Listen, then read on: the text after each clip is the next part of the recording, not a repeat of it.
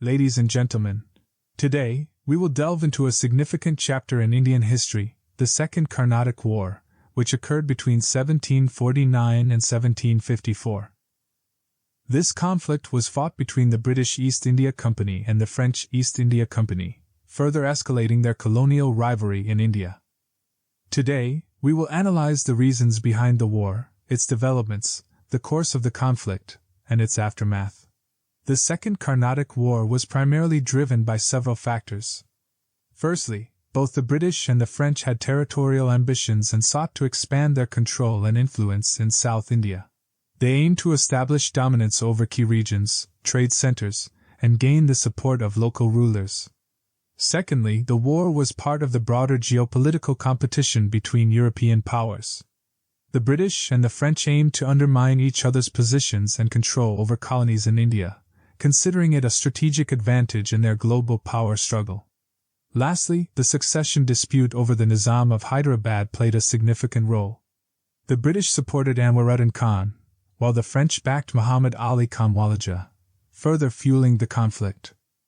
Now, let's explore the developments that unfolded during the Second Carnatic War. The French, under the leadership of Charles-Joseph Patissier de Bussy-Castelnau, launched successful offensives in the early stages of the war. They captured several British-held forts and gained control over territories in the Carnatic region. Meanwhile, the British, led by Robert Clive, demonstrated resilience and regrouped their forces.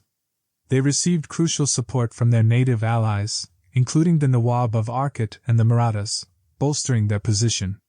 Naval engagements between the British and French naval forces, led by Admiral George Pocock, further added to the intensity of the conflict, with the British gaining naval superiority and blockading French-controlled ports. The course of the war witnessed both French advantages and British counter-offensives. Initially, the French had the upper hand, capturing several British forts, including Cuddalore and Gienji. They also secured the support of Chanda Sahib, who claimed the Nawabship of the Carnatic. However, the British, with their native allies, launched a determined counter-offensive. They successfully recaptured Cuddalore and Gienji, weakening the French position. A significant turning point in the war came with the Battle of Wandiwash in 1760. The British, under the command of Ercout, achieved a decisive victory, defeating the French forces led by de Lally, which marked a decline in French fortunes. The aftermath of the Second Carnatic War had a lasting impact on the colonial landscape of India. The British emerged victorious, consolidating their dominance over the Carnatic region and securing their hold on Madras.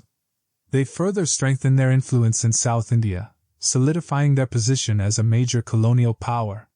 Conversely, the French suffered a significant defeat, losing their territorial gains and influence in the region. Their Indian territories were significantly reduced, marking a setback in their colonial ambitions. The Treaty of Paris in 1763 formally ended the war and also marked the culmination of the wider global conflict, the 7 Years' War. The treaty restored most of the territories to their pre-war status quo, with the British retaining their gains in India.